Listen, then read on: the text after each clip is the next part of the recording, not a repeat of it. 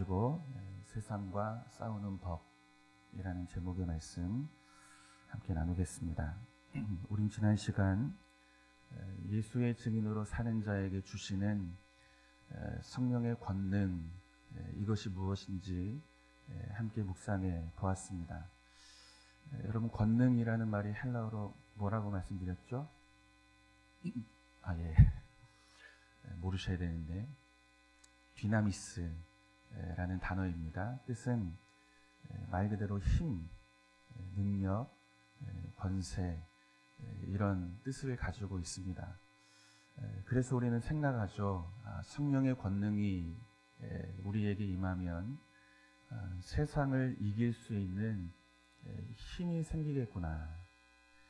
성령의 권능을 통해서 하나님이 우리에게 크신 권세를 주셔서 우린 이 세상을 압도하고 살아갈 만한 그런 힘과 권세가 있는 자가 되겠구나, 이런 생각을 하게 되죠. 그런데 현실은 어떻습니까? 성령이 오셨고 성령이 베드로와 요한을 비롯한 많은 사람들에게 임하게 되죠. 권능이 찾아오게 된 것입니다. 그런데 이들의 현실이 어때요? 잡히죠. 이기는 것이 아니고 갇히죠. 압도하지를 못합니다. 잡히는 길을 가는 거예요. 갇히는 길을 가고. 우린 여기에서 질문을 갖게 됩니다. 도대체 성령의 권능이라는 것은 무엇인가? 권능을 받았는데 왜 잡히는 길을 가고 이 갇히는 길을 가야 하는가? 왜 이러한 현실을 마주할 수밖에 없는가? 우리는 질문을 하지 않을 수 없는 것입니다. 그렇다면 성령의 권능은 무엇인가? 우리 말씀 한 곳 봅니다. 11절과 12절입니다. 우리 같이 한번 읽겠습니다. 이 예수는 너희 건축자들의 버린 돌로서 집 모퉁이의 머릿돌이 되었느니라. 다른 이로서는 구원을 받을 수 없나니.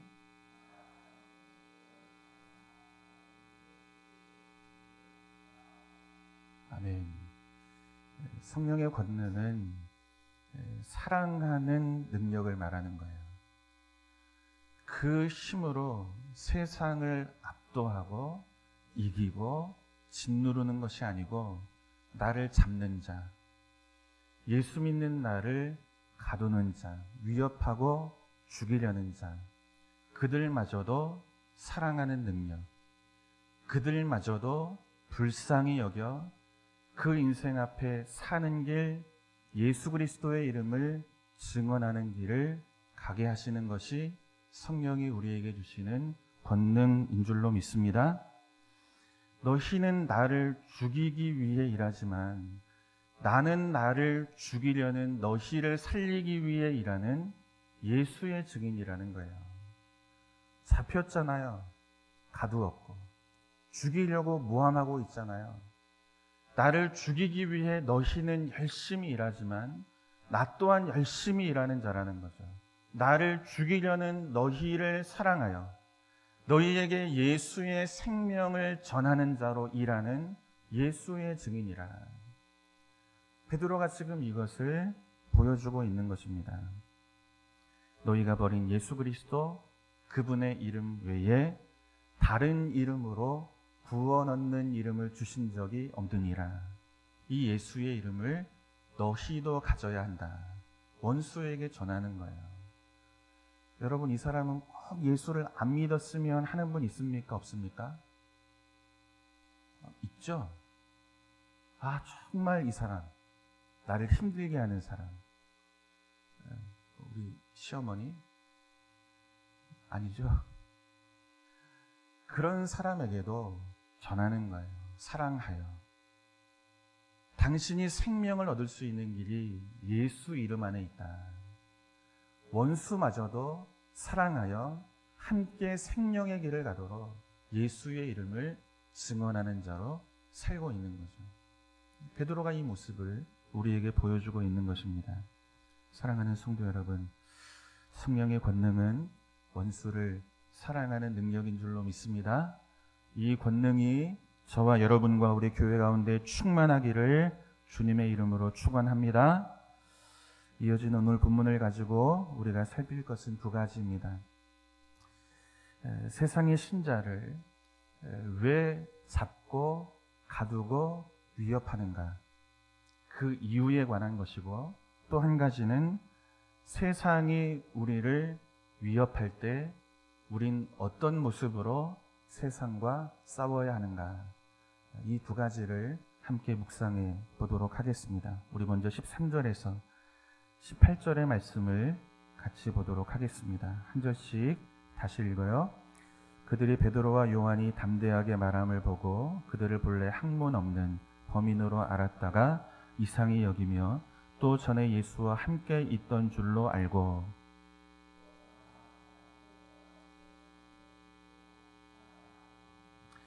명하여 공회에서 나가라 하고 서로 의논하여 이르되,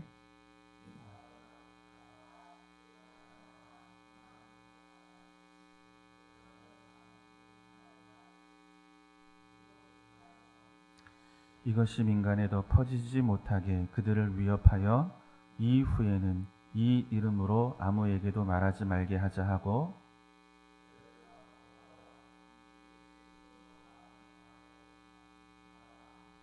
아멘. 산헤드린 공회에서 베드로와 요한을 위협하는 이유가 뭐죠? 이들이 지금 베드로와 요한을 신문하고 없는 말을 지어 이들을 공격하는 이유가 뭡니까? 베드로와 요한을 공격하는 거예요? 그렇지 않다는 것입니다. 이들이 붙잡고 있는 이름, 예수의 이름과 예수의 십자가를 빼앗고 내려놓게 하는 것에 세상이 신자를 향해 갖는 싸움의 목적이 있는 거예요. 예수의 이름으로 말하지 마라, 예수의 이름으로 가르치지 마라, 이것이 목적인 거예요. 왜 세상이 베드로와 요한을 신문하는가, 공격하는가? 이들이 붙잡고 있는 예수의 이름을 내려놓게 하기 위해 공격하고 있는 거죠. 예수의 이름으로 말하지 말고 가르치지 말라는 거예요. 그러면 아무런 문제가 없다는 거죠. 예수의 이름만 내려놓으면 그 어떤 위협도 공격도 받을 이유가 없는 것입니다. 지금 이들이 공격하는 것은 베드로와 요한이 아니고 그들이 붙잡고 있는 것을 내려놓게 하기 위해 공격하고 있는 것입니다. 그런데 우리는 어떻게 생각합니까? 베드로와 요한을 위협한다고 생각하죠. 그들이 붙들고 있는 예수의 이름을 내려놓는 싸움이 아니고 베드로와 싸우고 요한과 싸우고 예수 믿는 우리 인생과 싸우는 것으로 생각합니다. 그러니까 우리의 기도는 분명해지는 거예요. 한 번만 힘을 달라는 거죠. 한 번만. 내 두 눈을 빼고 나를 조롱했던, 나를 공격했던 저 블레셋 사람들에게 원수를 갚을 수 있도록 내게 한 번만 힘을 달라는 거예요. 나도 죽고 저들도 죽게 하소서, 이 기도가 나오는 거죠. 무엇을 공격한다고 생각하는 거예요? 나를 공격한다고 생각하는 거예요. 그러니 힘을 달라는 거죠. 나를 공격하는 저 원수를 죽이고 나도 죽일 수 있도록, 시원하게 한번 내 마음이 시원할 수 있도록, 나를 괴롭게 하는 저 원수를 죽이고 나도 죽일 수 있도록 하나님 내게 힘을 주셔서 삼손의 기도가 우리의 기도가 되는 것입니다. 나를 핍박하고 공격하는 세상과의 싸움을 힘과 힘의 대결로 이해하고 있기 때문이에요. 원수까지도 사랑하게 하시는 성령의 권능을 구하는 자리로 가지를 못하는 거죠. 세상이 우리와 싸우는 싸움은 힘과 힘의 싸움이 아니라는 것입니다. 나를 공격하는 것이 아니고 내가 붙들고 있는 예수의 이름을 내려놓는 싸움을 세상은 우리에게 걸어오고 있다는 것입니다. 이것을 모르면 우린 날마다 하나님 앞에 삼손의 기도를 드릴 수밖에 없는 거예요. 한 번만 힘을 주셔서, 지금도 힘이 없어 내가 내 두 눈을 빼앗겼고 조롱을 당했고 모욕을 당했고 공격을 당하며 살아왔는데 이제 힘을 한 번만 달라는 거예요. 그러면 저들이 가지고 있는 그 힘을 압도하여 내가 원수를 갚고 시원하게 죽을 수 있도록, 저들도 죽이고 나도 죽을 수 있도록 힘을 달라는 거죠. 여러분, 예수 믿는 성도가 세상과 싸우는 싸움은 힘과 힘의 싸움이 아니라는 거예요. 우리에게 시비를 걸고 공격하고 싸우는 목적은 우리가 붙들고 있는 예수의 이름을 내려놓게 하는 싸움이라는 거죠. 예수의 이름으로 말하지 마라. 예수의 이름으로 그 무엇도 가르치지 마라. 그러면 안전할 것이다. 이것이 사내들인 공회가 베드로와 요한을 공격하고 있는 것입니다. 여러분, 예수의 이름만 내려놓으면 우리의 인생은 편안해집니다. 세상이 우리를 공격할 이유가 없습니다. 우리 마음에 갈등이 생길 이유도 없어요. 우리가 예수의 이름 그리스도의 십자가를 내려놓기만 하면 세상은 우리에게 시비를 걸지 않습니다. 싸우려 하지를 않습니다. 예수의 이름을 붙들고 있기 때문에 어려움이 오는 거예요. 고난이 오고.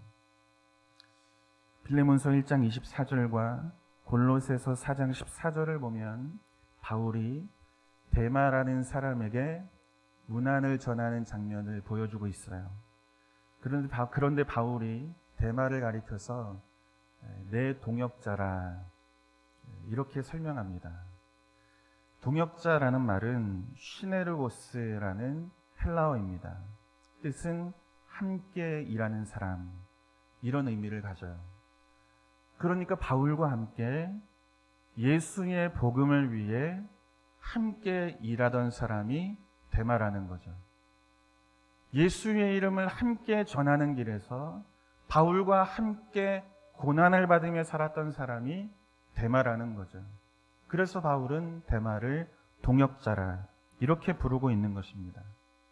그런데 디모데 후서 4장 10절을 보면 데마가 세상을 사랑하여 바울을 버리고 데살로니가로 돌아갔다 이렇게 말씀하고 있어요. 여러분, 이유가 뭐겠습니까? 괴로운 거예요. 괴로운 거예요. 예수 믿는 길이 이런 길인 줄 몰랐던 거예요. 예수를 붙들고 그분의 십자가를 붙들고 살면 힘을 얻어서 세상을 압도하고 이기는 줄 알았는데 그분의 이름을 붙들고 살자 인생이 더 괴로워지는 거예요. 이럴 줄 몰랐는데 핍박이 찾아오는 거예요. 고난이 오는 거예요. 그 이름을 붙들고 끝까지 살려고, 그분이 우리에게 보여주신 대로 십자가의 길을 걷기 위해 애를 쓰며 사는데 끝이 있겠지 인내하며 사는데 보이지 않는 거예요. 핍박은 그치지 않는 거예요. 괴로운 거죠. 떠나는 거예요. 예수의 이름만 내려놓으면 우리를 환영해주는 세상, 예수의 이름을 붙들고 살면 핍박이 있고 고난이 있고 박해가 있는데 예수의 이름만 놓으면 평안해지는 세상, 우리를 인정해주는 세상, 우리를 건드리지 않는 세상, 환영하고 박수를 보내주는 세상, 그 세상으로 돌아가리라. 떠나가는 거예요. 떠나가는 거예요. 그러나 여러분, 기억하셔야 됩니다. 성경은 신자의 길을 어려운 길로 설명합니다. 고난으로 설명하고 핍박받는 길로 설명하고 박해받는 길로 설명하고 있다는 거예요. 예수를 붙잡고 살면 우린 끝없이 손해보는 길을 걸어갈 수밖에 없는 거예요. 우리 한번 확인해 보겠습니다. 마태복음 5장 10절에서 12절 같이 한번 읽어요. 의를 위하여 박해를 받은 자는 복이 있나니 천국이 그들의 것임이라. 나로 말미암아 너희를 욕하고 박해하고 거짓으로 너희를 거슬러 모든 악한 말을 할 때에는 기뻐하고 즐거워하라.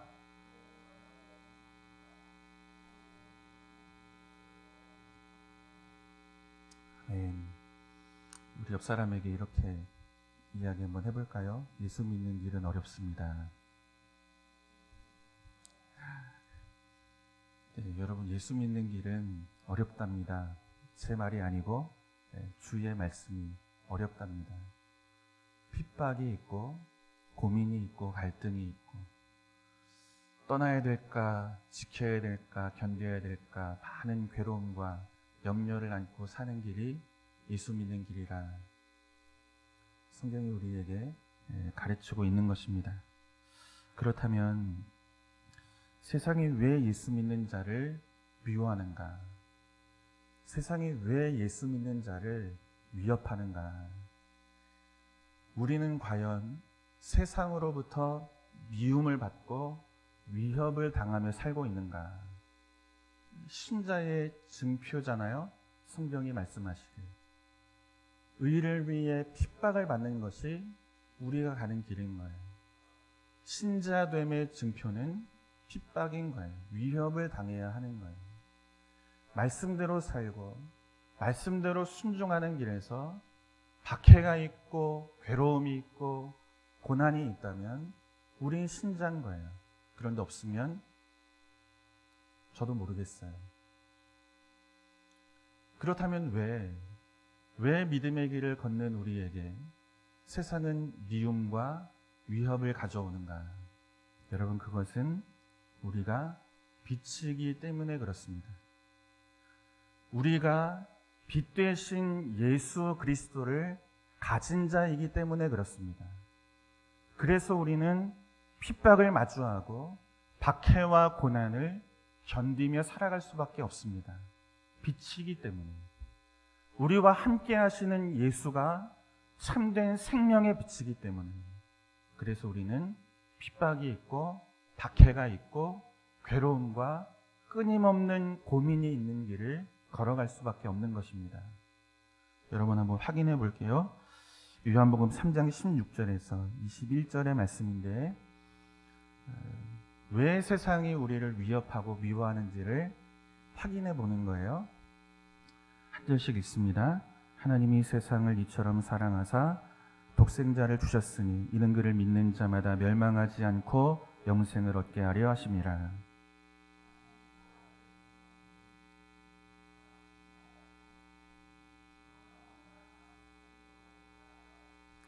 그를 믿는 자는 심판을 받지 아니하는 것이요 믿지 아니하는 자는 하나님의 독생자의 이름을 믿지 아니하므로 벌써 심판을 받은 것이니라.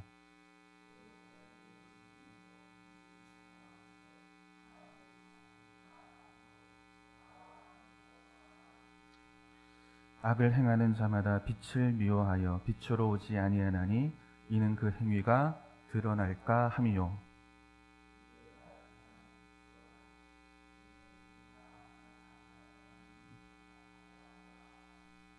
아멘. 하나님께서 세상을 사랑하셨다고 말씀하십니다. 멸망의 길로 가지 않도록 영생 얻는 길, 구원 얻는 길을 가도록 빛 되신 주께서 우리 가운데 오셨다고 말씀하고 있습니다. 우리를 멸하시기 위해 일하지 않고 사랑하여 구원하시겠다고 말씀하고 있습니다. 미워할 이유가 있습니까? 세상이 하나님을 미워할 이유가 있습니까? 세상을 사랑하시는데 우리는 충만한 죄악으로 살아가는데 그런 우리를 멸하지 않으시고 사랑하셔서 아들에게 짐을 지워 우리 대신 죽게 하려고 우리 곁에 보내셨다고 말씀하시는데 하나님을 미워할 이유가 있습니까? 예수의 복음을 전하는 그리스도인들을 세상이 미워할 이유가 있습니까? 미워할 이유가 없는 거예요. 그런데 놀라운 것은 예수 믿지 않는 자들이 있다는 거죠. 멸망하는 길, 죽는 길로 가지 않도록 생명 얻는 길, 구원 얻는 길을 가도록 빛 되신 예수를 우리에게 보내셨는데 그분을 사랑하기는커녕 오히려 그분을 미워하는 세상의 모습을 성경이 우리에게 보여주고 있는 것입니다. 이유가 뭐예요? 빛으로 오셨기 때문이라는 것입니다. 어둠 안에 살 때는 보이지 않는 거죠. 내 죄가. 내 허물이, 내 못남이 보이지가 않는 거예요. 그런데 빛이 오자 어둠 가운데 감추어져 있던 무엇이 보입니까? 우리의 허물이 보이는 거죠. 우리의 수치가 보이는 거죠. 우리의 수많은 죄와 더러움이 드러나는 거죠. 회개하는 자에게 예수의 빛은 고마운 빛인 거예요. 생명과 구원을 주시는 소망의 빛인 거죠. 그러나 회개하지 않는 자들에게 예수의 빛은 싫은 거예요. 내 죄를 드러나게 하여 괴롭게 하니, 내 허물을 감추고 싶은데 어둠에 있을 때는 보이지 않았는데, 그래서 너도 나도 똑같은 인생으로 아무런 거리낌 없이 살아왔는데 빛이 오자 내 어둠 속에 가려져 있던 수치와 허물과 못남이 드러나는 거예요. 싫은 거예요. 나를 괴롭게 만드는 예수의 빛을 꺼버리고 싶은 거죠. 그래서 이들이 한 일이 뭡니까? 바나바를 살려내라는 거예요. 그리고 예수를 십자가에 죽이는 길로 가죠. 우리에게 생명의 빛을 주시기 위해 오신 예수의 빛을 이들은 십자가를 통해서 끄기를 원하는 거예요. 괴로우니까. 세상이 그래서 우리를 미워하는 거예요. 그런데 이와 똑같은 일이 사도행전 7장에서도 그대로 나타납니다. 스데반 집사님이 생명의 빛이신 예수의 복음을 증언하죠. 회개의 복음을 선포하는 거예요. 너희 조상들은 의인이 오시리라 예고했던 선지자들을 죽였고 너희는 그 의인을 잡았고 죽인 자들이라, 살인한 자들이라. 그러니 뭐 하라는 거예요? 회개하라는 거죠. 너희가 죽인 예수의 이름, 그 이름에 영접하는 자가 되라고 스데반 집사는 이들에게 예수의 복음, 생명의 복음을 증언하고 있는 거예요. 수많은 사람들이 듣습니다. 그러나 그 수많은 사람들이 그 말씀을 듣고 마음에 찔리지만, 내 죄와 허물이 말씀의 빛 가운데 드러나게 되어 내 마음이 찔렸지만, 이들이 선택한 길은 어떤 길입니까?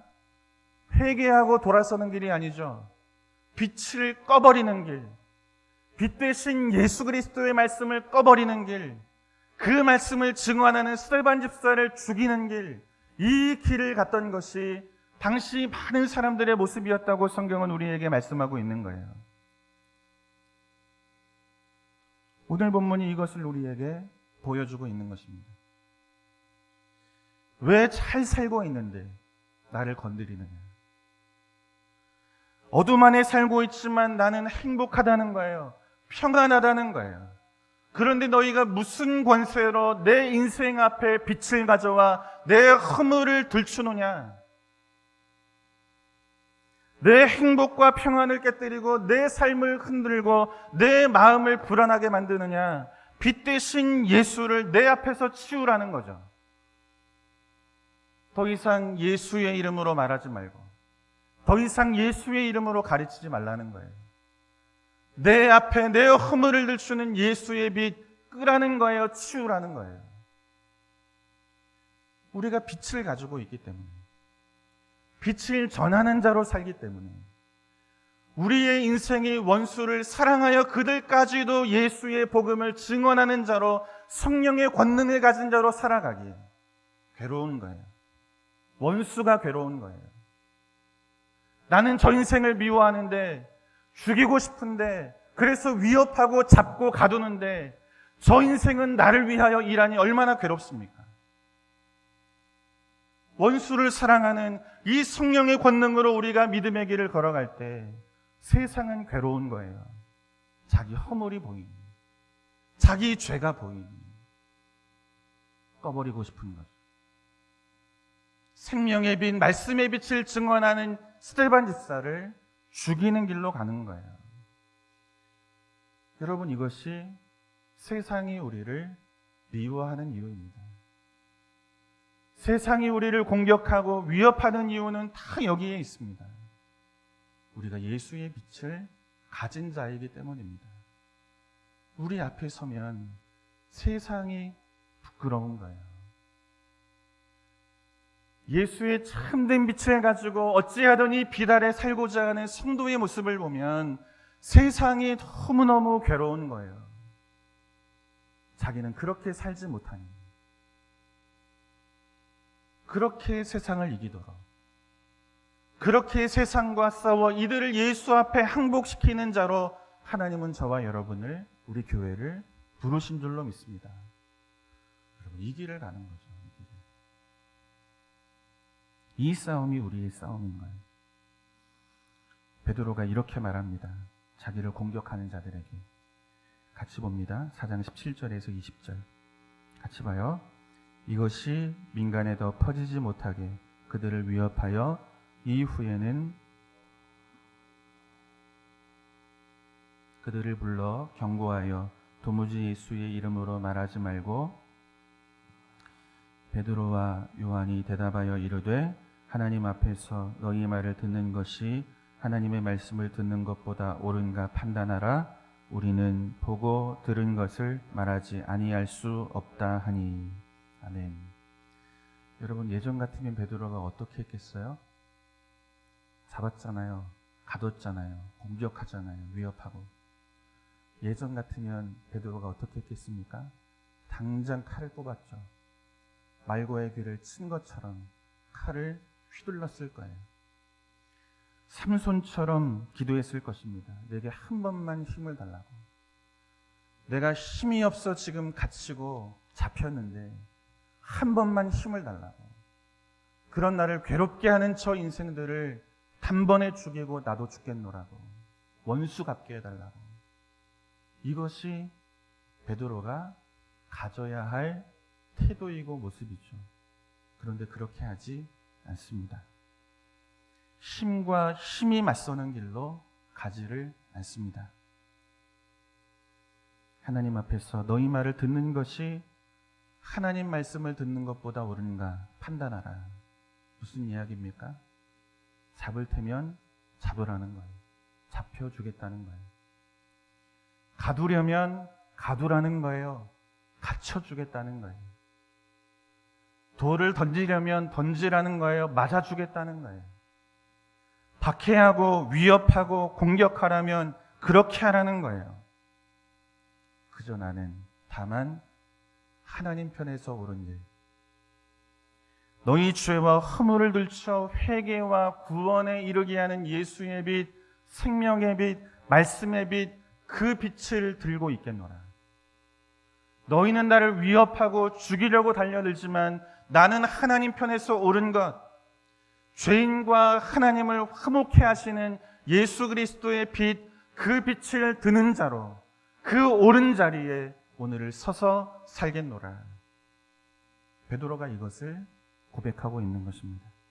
이 싸움이 신자가 힘과 권세로 우리를 위협하는 세상과 싸우는 싸움의 방법입니다. 신자답게 빛을 드러내는 자로 그저 오늘을 사는 거예요. 이길 때까지 인내로. 성경은 이것을 우리에게 가르칩니다. 결론입니다. 22절을 읽고 마칠게요. 같이 읽습니다. 이 표적으로 병 나은 사람은, 아멘.